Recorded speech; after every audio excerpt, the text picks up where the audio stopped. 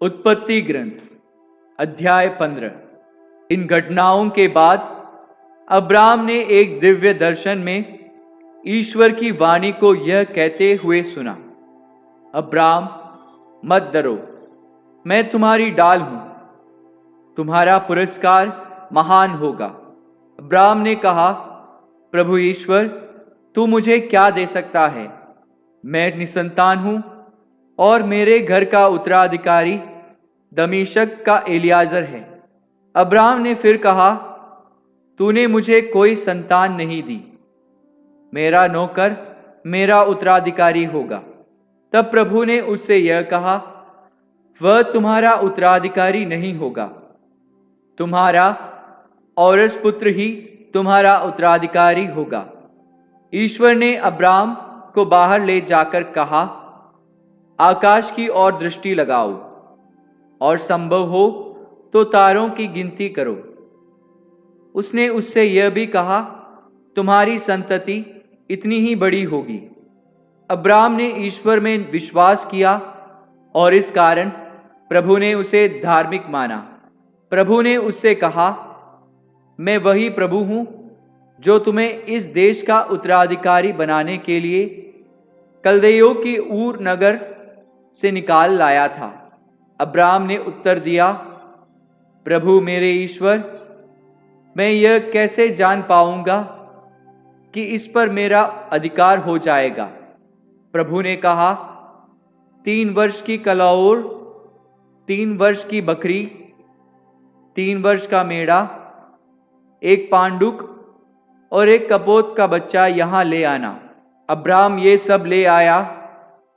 उसने उनके 2-2 टुकड़े कर दिए और उन टुकड़ों को आमने सामने रख दिया, किंतु पक्षियों के 2-2 टुकड़े नहीं किए। गीद लाशों पर उतर आए, किंतु अब्राम ने उन्हें भगा दिया। जब सूर्य डूबने पर था तो अब्राम गहरी नींद में सो गया और उस पर आतंक छा गया। फिर प्रभु ने अब्राम से कहा, यह निश्चित रूप से जान लो कि तुम्हारे वंशज प्रवासियों की तरह एक ऐसे देश में निवास करेंगे जो उनका नहीं होगा। वहां उन्हें दासों के रूप में रहना पड़ेगा और उन पर 400 वर्ष अत्याचार होता रहेगा, किंतु जहां वे दासों के रूप में रहेंगे, मैं उस राष्ट्र को दंड दूंगा।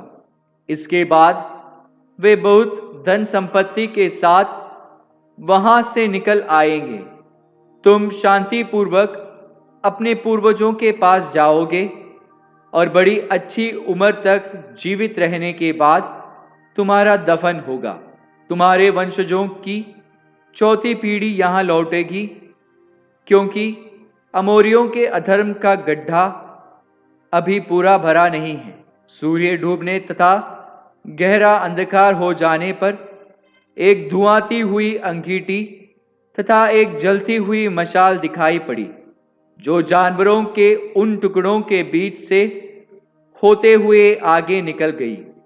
उस दिन प्रभु ने यह कहकर अब्राम के लिए अपना विधान प्रकट किया, मैं मिस्र की नदी से लेकर महानदी अर्थात फरात नदी तक का यह देश तुम्हारे वंशजों को दे दूंगा।